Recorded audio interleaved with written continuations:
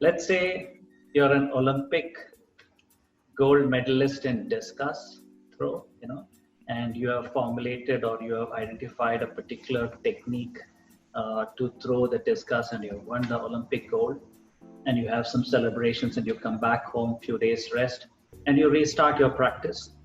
You're most probably going to follow the same techniques that won you the Olympic gold, probably a few improvements in techniques, some suggestions from your coaches and things like that. But you're going to still aim for that.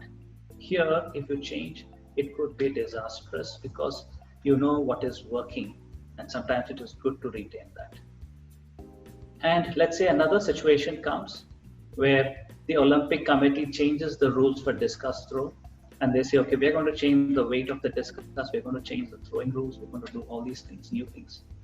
And if the world champion says, no, but I'm going to still follow the same technique, maybe it may not be such a great idea. Maybe his competitors or the fellow athletes may say, I'm going to try a different technique and probably improvise and suit the new conditions. Here, change is good. So not every time we need to change. Change for change's sake is not really the answer. We need to see whether the situation requires us to change.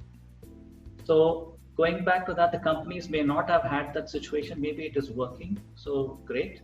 But now the situation has changed. Now we cannot go back to the old model. So then we have to see what can we do now. Can we work through blended workspaces and bring in a combination of work from home and human interfacing at times. So this is how it is even back on the ships when we are going from voyage from port A to port B. We are not going to constantly change our courses. Maybe we will do some adjustment to the courses, but we are following a particular course. There is no need to change for change's sake. Let's alter somewhere and go somewhere else. But if there is a storm, we cannot say I will hold my course. The situation has changed. So now we need to alter our course and find a new course to overcome this challenge that's coming our way. So there we must change and not be adamant. So what I'm coming back to is the leaders or those who are driving key policy or things like that must be very sensitive and be aware of the situation around them. What is the situation? How is my team behaving? What changes are there in regulation? What changes there in trends? What changes there in the market, in the competitors?